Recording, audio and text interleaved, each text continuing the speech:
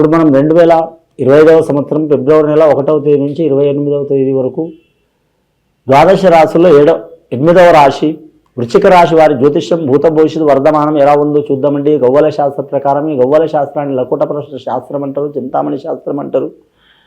ఈ 9 గవ్వలు 3 సార్లు వేసి వారి జాతక బలం భూత భవిష్యత్తు వర్ధమానం శుభయోగం అశుభయోగం ఎలా ఉందో చూద్దామండి.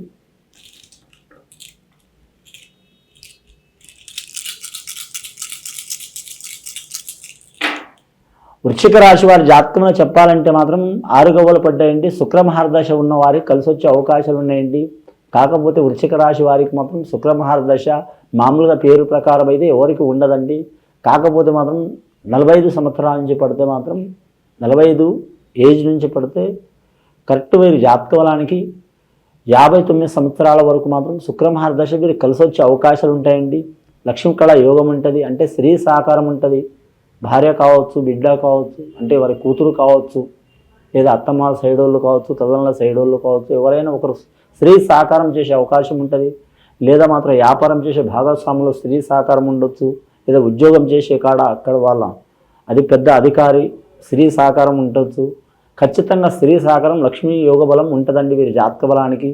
కానీ పంచాంగ శాస్త్ర ప్రకారం వీరికి చతుర్థ స్థానంలో శని ఉంది కాబట్టి ఖచ్చితంగా వీరు మాత్రం శనీశ్వరుని పూజ చేపించడం, అలాగే మాత్రం నవగ్రహాన్ని తైలాభిషేకం చేయటం, అలాగే వీరి జ్యోతిష బలంలో చూడాలంటే మాత్రం ఇనుప వస్తువు అనేది విసర్జించడం, ఇనుప వస్తువు వాడకపోవటం చాలా వరకు మంచిది వీరి జాతక బలానికి. అంటే వాహనాలు కూడా ఇనుముకు సంబంధించినవి కాబట్టి అవి వాడొచ్చండి. కాకపోతే మామూలుగా చేతిలో పట్టుకు ఇనుప వస్తువులు మాత్రం విసర్జించాలి. అంటే ఖరాబ్ అయినాయి, రిపేర్ ఉన్నాయి, అమ్మకూడదు, దాచిపెట్టుకోకూడదు. అలాగే స్త్రీలకు అనురాధ నక్షత్రం వారికి తిరుగు ఉండదు. వారి జాతకంలో వారు ఏ పని చేసినా కలిసి వచ్చే అవకాశం ఉంది. జ్యేష్ఠమాత దేవత అంటే జ్యేష్ఠ దేవత తల్లి ధనలక్ష్మి కంటే పెద్దది. జ్యేష్ఠ నక్షత్రం వారికి మాత్రం చాలా వరకు ఇబ్బందులు, చిక్కులు, చికాకులు వస్తాయి. కానీ ఆ జ్యేష్ఠ నక్షత్రం వారికి శుక్రుడు అధిపతి కాబట్టి కలిసి వచ్చే అవకాశం ఉంటుంది వారి జాతక బలానికి. రెండవసారి గవ్వలేసి చూద్దామండి వృశ్చిక రాశి వారి పేరు మీద.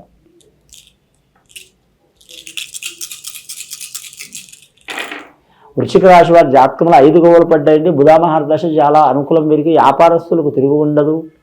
వీరు పిన్నుసి వ్యాపారం నుంచి పడితే మాత్రం విమానం వ్యాపారం దాకా ఏ వ్యాపారం చేసినా 3 పూలు 6 కాయలు లెక్క ఉంటుందండి. ఇప్పుడు కాకపోతే దేశరిష్ట యోగం, కాలరిష్ట యోగం, ప్రపంచం మొత్తం మీద మాత్రం అరిష్టమే ఉంది కాబట్టి కొన్ని అరిష్టాలు, చిక్కులు, చికాకులు తప్పవు.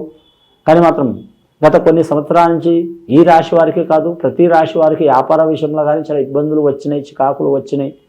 కానీ ఒక్కోసారి హైయెస్ట్ యోగంలో మాత్రం మార్గం నడుస్తుంది వస్తే, లేకుంటే చాలా లో స్థానం అంటే కింది స్థాయిలో పడిపోతున్నారు. కానీ వీరికి కలిసి వచ్చే అవకాశం ఉంటుంది. వ్యాపారంలో కొత్తగా వ్యాపారం మొదలు పెట్టాలనుకునే వరకు నిరభ్యంతరంగా ఏ బాధ లేకుండా వారు పెట్టడం చాలా వరకు మంచిది, కలిసి వచ్చే అవకాశం ఉంటుంది. ముఖ్యంగా జాయింట్ వ్యాపారం చేసేవారు కూడా కలిసి వస్తుంది. వడ్డీ వ్యాపారం చేసే వారికి లాభయోగం ఉంటుంది. అలాగే వీరు జ్యోతిష బలంలో రియల్ ఎస్టేట్ రంగం వారికి మాత్రం తిరుగు ఉండదు. 2 తెలుగు రాష్ట్రాల్లో ఏ జిల్లా, ఏ ప్రాంతం, ఏ మండలం, ఏ గ్రామం అయినా సరే కలిసి వచ్చే అవకాశం ఉంటుంది. భూమి తగాదులు ఉన్న వారికి తప్పకుండా తెగిపోతాయండి. లేదా రాజీ చేసుకోవాలి. అన్నదమ్ములతో విరోధం ఉన్నవారు ఖచ్చితంగా మాత్రం వారు రాజీ చేసుకోవడం మంచిదండి. నేనెంత నువ్వెంత అంటే నేనెంత అనుకుంటే చాలా ఇబ్బందులు పడే అవకాశం ఉంటుందండి. కానీ మాత్రం ఇంటి గుట్టు ఈశ్వరుడు కూడా తెలియదండి. కానీ ఇంటి కూడా ఒక్కోసారి ఈశ్వరుడు చెప్పినా కూడా వారు ఉంటారండి. మూర్ఖత్వంతో ప్రవర్తించే వారు ఉంటారు. కొద్దిగా జాగ్రత్త పాటిస్తే చాలా మంచిది. అంటే ఈ రాశి వారు మూర్ఖత్వంతో ప్రవర్తిస్తారని నా ఉద్దేశం కాదు. అలాంటి వారు ప్రతి రాశిలో ఉన్నవారు ఉంటారు. అది చాలా సంశయం పాటించడం చాలా వరకు మంచిది. అంశబలం మంచిగా ఉంది. విద్యార్థులకు మాత్రం విద్య విషయంలో తిరుగు ఉండదు.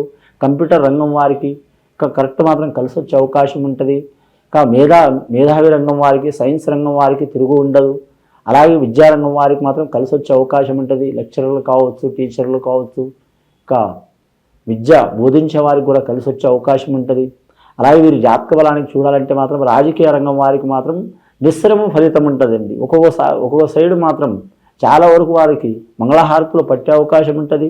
ఒక్కొక్క సైడు దుమ్మెత్తి పోసే అవకాశం కూడా ఉంటుంది. కానీ ఆ మంగళహారతులు ఎట్లా స్వీకరిస్తారు, దుమ్మెత్తి పోసేదాన్ని కూడా అలాగే స్వీకరిస్తే వీరికి తిరుగు ఉండదు, కలిసి వచ్చే అవకాశం ఉంటుంది. 3వసారి గవ్వలేసి చూద్దామండి వృశ్చిక రాశి వారి పేరు మీద.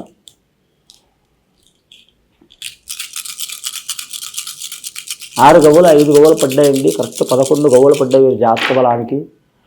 మూడవసారి గవ్వలు వేస్తే ఇంకా 6 గవ్వలు పడ్డాయండి వీరి జాతక బలానికి. 6వ సంఖ్య వీరికి వదిలిపెట్టట్లేదండి. చాలా వరకు స్త్రీలకు మాత్రం చాలా వరకు అద్భుతమైన ఫలితం ఉన్నదండి. చతుర్థ స్థానంలో శని ఉంది కాబట్టి పంచాంగ శాస్త్రం ప్రకారం చతుర్థం అంటే ఒకటి గృహపరంగా, ఒకటి ఆరోగ్యపరంగా, ఒకటి చేసే పని పరంగా, ఒకటి మాత్రం రుణపరంగా చాలా ఇబ్బందులు ఉంటాయండి. డబ్బులు ఇచ్చి మోసపోవటం, తీసుకొని మోసపోవటం, మధ్యవర్తి కావటం, అలాగే గృహంలో ఇంటివారు అంటే పిల్లలు పెద్దల మాట వినకపోవడం, పెద్దల మాట పిల్లలు వినకపోవడం, భార్య మాట భర్త వినకపోవడం, భర్త మాట భార్య వినకపోవడం, వాళ్ళందరూ బాగున్నప్పుడు ఎవరో పనికి రానివాడు చిక్కులు పెట్టడం, ఇలాంటి ఇబ్బందులు ఉంటాయండి. ఆ ఇబ్బందులు తొలగిపోవాలంటే ఖచ్చితంగా వీరి జాతక బలానికి లక్ష్మీనరసింహ స్వామిని పూజ చేయటం లేదా సుదర్శన హోమం చేయటం, కానీ మాత్రం సద్బ్రాహ్మణులతో పూజ చేయటం చాలా వరకు మంచిదండి. శనివారం నియమం పాటించాలి. ముఖ్యంగా ఈ రాశి వారి జాతకంలో చూడాలంటే మాత్రం విదేశాలను పోవాలనుకునే వారికి కూడా అనుకూలం ఉంటుంది. ముఖ్యంగా కళాకారులకైతే మాత్రం 100% కలిసి వచ్చే అవకాశం ఉంటుంది. 30% ఇబ్బందులు ఉంటాయి. క్రీడాకారులకు తిరుగు ఉండదండి.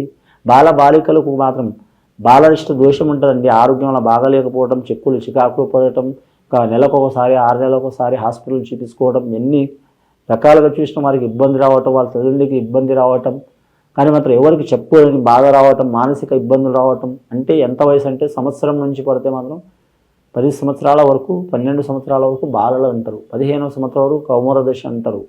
12 సంవత్సరాలు ఇలాంటి బాలరిష్ట దోషాలు పోవాలంటే మాత్రం మీరు ఎవరిని పూజ చేసినా చేయకపోయినా కుమారస్వామిని పూజ చేయడం మంచిది. సుబ్రహ్మణ్యేశ్వర స్వామి అన్న, కుమారస్వామి అన్న, స్కందుడు అన్న, షణ్ముఖుడు అన్న ఒకరి కింద లెక్కకే వస్తారండి. చేయటం చాలా మంచిది. మంగళవారం అనుకూలం ఉంటుంది. వీరి జాతకానికి కందులు దానం చేయడం మంచిది. ఎరుపు వస్త్ర ధారణ చాలా వరకు మంచిది వీరి జాతక బలానికి. అలాగే వివాహ విషయంలో ఆటంకాలు ఉన్నవారు, చిక్కులు చికాకులు ఉన్నవారు, అలాగే కళ్యాణ దోషం ఉన్నవారు, కుజదోషం ఉన్నవారు, నాగదోషం ఉన్నవారు. ఇక నాగదోషం అంటే మాత్రం సర్పదోషం అంటే 280 రకాలు ఉంటుందండి. కొన్ని వేరే రకాలు కూడా ఉంటుందండి. కొన్ని గ్రంథాలు, జ్యోతిష గ్రంథాలు ఆ దోషాలు ఉన్నవారు కూడా మాత్రం ఖచ్చితంగా ఆ శివుడి మెడలో అలంకారప్రాయంగా ఉన్న ఆ నాగేంద్రుడిని ఆరాధించడం చాలా వరకు మంచిది. శ్రీశైల మల్లికార్జున స్వామి కాడ కానీ పూజ చేసుకోవచ్చు. లేదా మాత్రం ఖచ్చితంగా వీరి జాతక బలానికి మాత్రం ఇతర వారు ఉండే గ్రామం కావచ్చు, ఊరు కావచ్చు, లేదా జిల్లా కావచ్చు, వారు ఉండే ప్రాంతంలో కూడా శివాలయంలో పూజ చేయించడం చాలా వరకు మంచిది.